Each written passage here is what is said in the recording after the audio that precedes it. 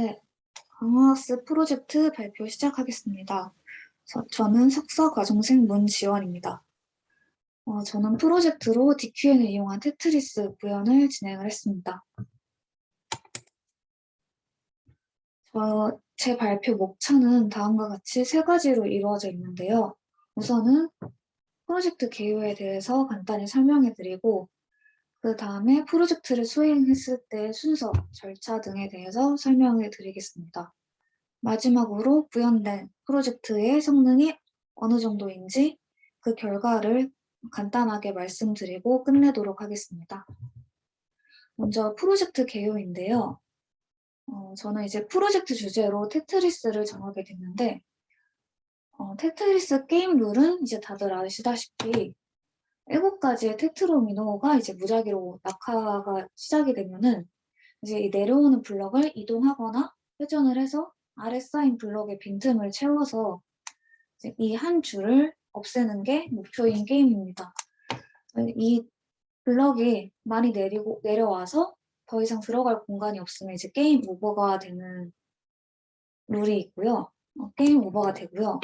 여기서 7가지 테트로미노는 이제 오른쪽에 보시는 것처럼 이렇게 7가지가 있습니다. 그래서 이제 각각의 블럭은 이제 4개의 사각형으로 구성이 되어 있고요.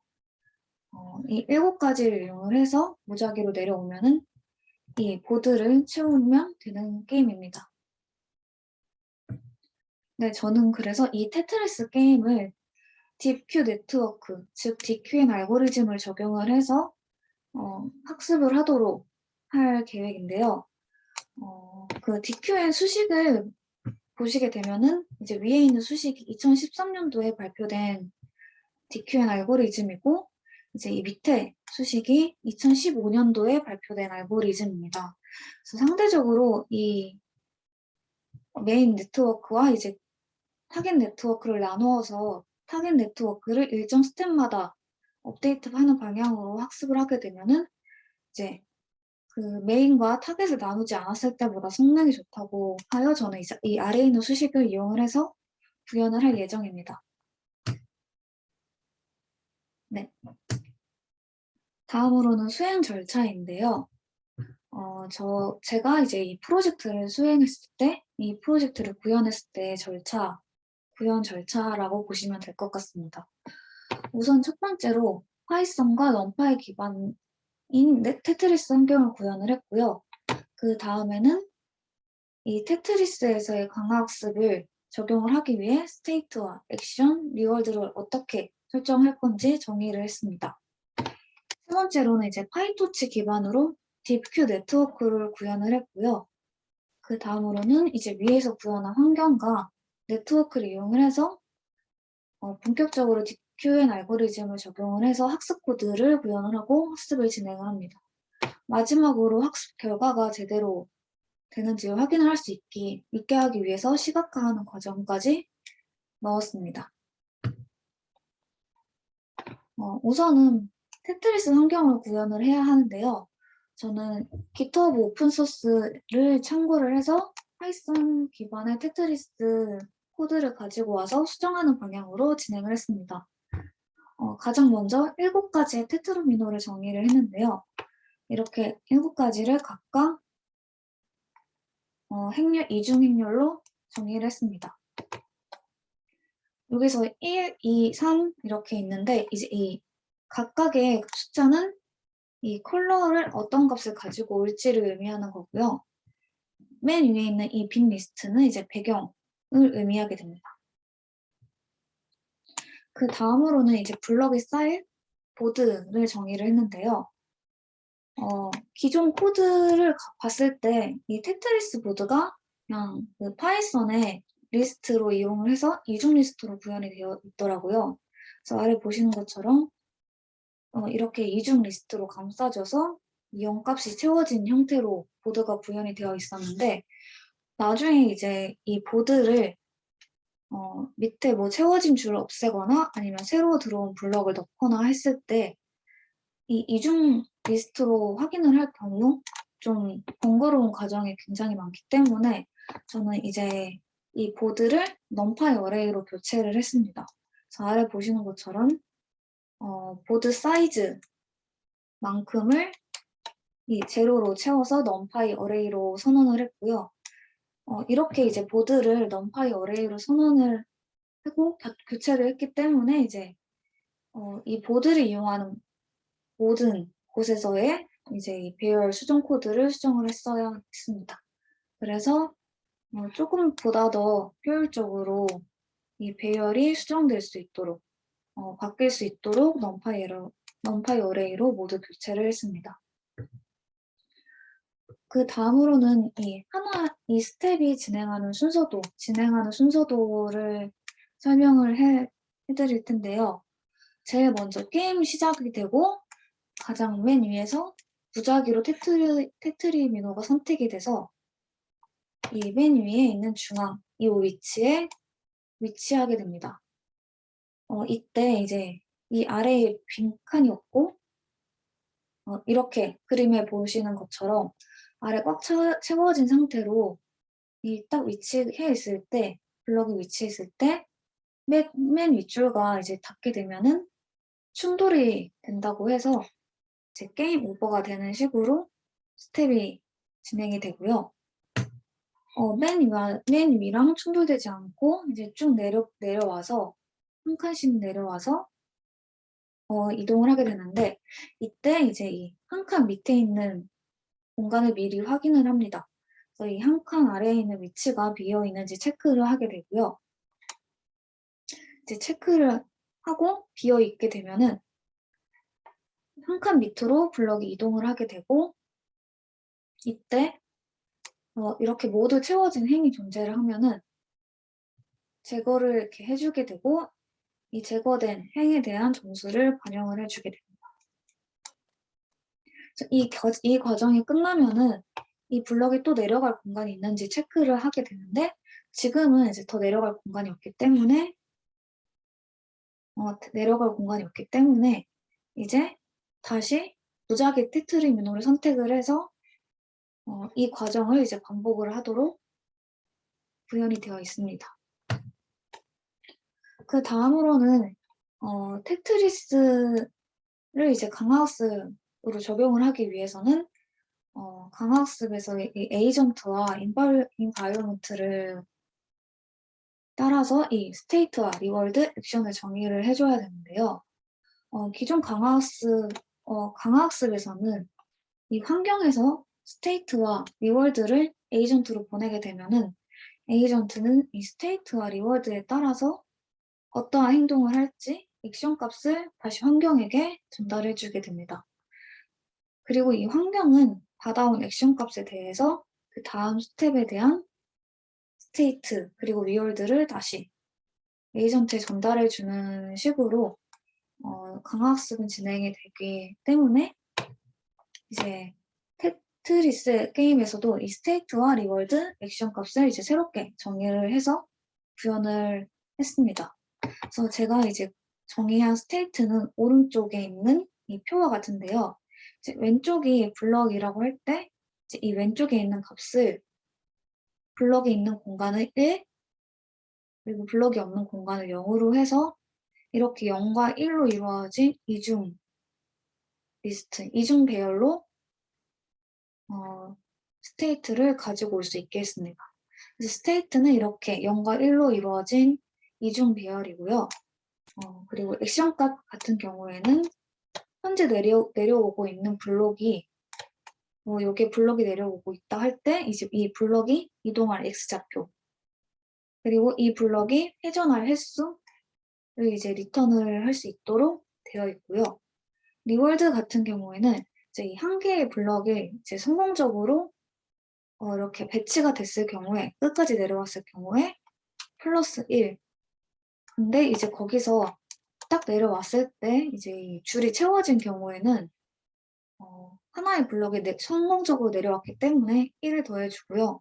그 다음에 제거된 줄의 개수의 제곱 개수만큼 계산을 해주고 그거에 이제 이 가로 길이만큼을 곱해서 점수로 이제 환산을 하게 됩니다. 그래서 정리를 하면은 예를 들어 제거한 줄이 2라고 했을 때 이제 4 곱하기 여기 이 보드에 위스가 오기 때문에 4 곱하기 5 더하기 1. 그래서 21점이 이제 추가가 되게 됩니다. 그래서 리월드는 이제 줄을 제거했을 때 이제 좀 큰 값을 이제 리턴할 수 있도록 구현이 되어 있고요. 그 다음으로는 이제 DQ 네트워크를 구축을 하는 과정인데요. 입력 같은 경우에는 이제 상태, state라고 해서 앞서 설명했던 이 0과 0과 1로 이루어진 배열이고요. shape 같은 경우에는 height, 그러니까 height, width 이렇게 되어 있고, 출력 같은 경우에는 이게 Q 네트워크이기 때문에 당연히 Q 밸류를 리턴을 할 수 있도록 했습니다. 그래서 shape는 이렇게 1로 구성이 되어 있고, 이 Q 밸류는 상태 S에서 행동 A를 했을 때의 가치를 의미하게 됩니다. 그래서 제가 구축한 네트워크 구조 같은 경우에는 이 컨볼루션, 두 개의 컨볼루션과 그 다음에 하나의 리니어 레이어로 이루어져 있고요. 이제 이 입력 상태에 맞게 이제 입력 상태를 가지고 와서 나중에 이 리니어에 넣기 전에 사용할 수 있도록 구현을 했습니다. 그래서 모델에 입력이 들어가고 그다음에 두 개의 컨볼루션을 거쳐서 마지막으로 XC 레이어까지 거치면 이제 Q 밸류를 출력할 수 있도록 리턴할 수 있도록 구현을 했습니다. 다음으로는 이제 DQN 알고리즘을 이용을 해서 학습 코드를 구현하는 부분인데요. 우선 에이전트 클래스를 하나 만들어서 저는 이 안에 리플레이 메모리를 하나 선언을 해뒀습니다. 이 리플레이 메모리는 크기, 최대 크기 값을 정해주고 DQ로 선언을 해줬고요. 지금은 이제 비어있는 형태고, 그리고 여기 있는 self.update 타겟 레이트 같은 경우에는 이제 몇 스텝마다 타겟 모델을 이제 업데이트 할지를 정하는 변수라고 보시면 될 것 같습니다. 그리고 이제 이 아래 메인 큐 네트워크와 타겟 큐 네트워크를 똑같은 모델 구조를 이용을 해서 선언을 해줬습니다. 그래서 타겟 큐 네트워크는 일정 비율마다 업데이트 메인 큐 네트워크의 웨이트를 가지고 와서 업데이트가 되기 때문에 우선은 이벨 모드로 선언을 해둔 상태입니다. 그 다음으로는 진짜 학습 코드 부분인데요. 우선은 사전에 정의한 에폭만큼 이제 반복해서 돌게 되고, 본격적으로 이제 학습을 시작하기 전에 이 리플레이 메모리의 10% 정도를 미리 채워둡니다. 그래서 미리 리플레이 메모리를 채워두고 그다음 배치 사이즈만큼 가지고 와서 학습을 진행할 수 있도록 구현을 해뒀습니다. 그 다음으로는 이제 리플레이 메모리의 10%까지 채워지게 되면은 이제 본격적으로 학습이 진행을 하게 되는데요. 여기서 이제 리플레이 메모리에서 미니 배치 크기만큼 이 각각의 변수들을 가지고 오게 되고, 그 다음에 이제 이 DQN 알고리즘에 맞게 메인 큐 네트워크와 타깃 큐 네트워크를 이용해서 각각의 큐 값을 계산을 합니다. 그래서 여기 있는 Y 배치 같은 경우에는 여기 있는 수식과 동일하게 이루어져 있고요. 그리고 그 다음에 이 Y 배치와 이제 사전에 이제 구한 큐 밸류를 로스 함수에 넣어서 로스가 몇인지를 체크를 합니다. 이 로스에 따라 이제 모델을 업데이트하고 또 이제 그 메인 모델을 업데이트를 하는데 일정 스텝마다 타겟 레이트와 이제 같을 경우에는 타겟 큐 네트워크도 메인 큐 네트워크 웨이트를 가지고 와서 업데이트 할 수 있도록 구현을 해뒀습니다. 마지막으로 학습 결과를 제대로 학습이 됐는지 확인할 수 있도록 이제 시각화를 하는 과정을 넣었는데요. 이 부분 같은 경우에는 그냥 CV2 라이브러리를 활용을 해서 현재 보드의 상태와 그다음에 점수들을 이제 볼 수 있도록 구현을 했습니다. 또 이제 CV2 모듈에서 이렇게 비디오 라이터를 이용을 하게 되면은 이제 출력 결과도 비디오로 저장을 할 수 있게 되는데 저는 이 부분도 이용을 해서 구현을 해뒀습니다. 이렇게 학습했을 때 성능 결과 부분인데요. 저는 이제 약 5,000 에폭 정도 학습을 진행을 했는데 일단 그 유의미한 이제 변화가 있을 때에 4가지 스텝의 결과를 가지고 왔습니다. 그래서 우선은 에폭이 84 이때의 결과인데요. 이때는 아직 제대로 학습이 되지 않아서 이렇게 쭉 한 줄 올라가게 되면서 금방 게임 오버가 되는 모습을 볼 수가 있습니다. 그래서 에폭이 약 1000 정도 됐을 때는 이제 조금 학습이 돼서 조금씩 이제 각 몇 개의 행이 이제 제거가 되긴 하는데요. 이때도 아직 그 완벽하게 좀 오래 학습이 된 건 아니라서 약 13개, 그러니까 총 제거된 행이 이제 13개일 때 이제 게임 오버가 되게 됩니다.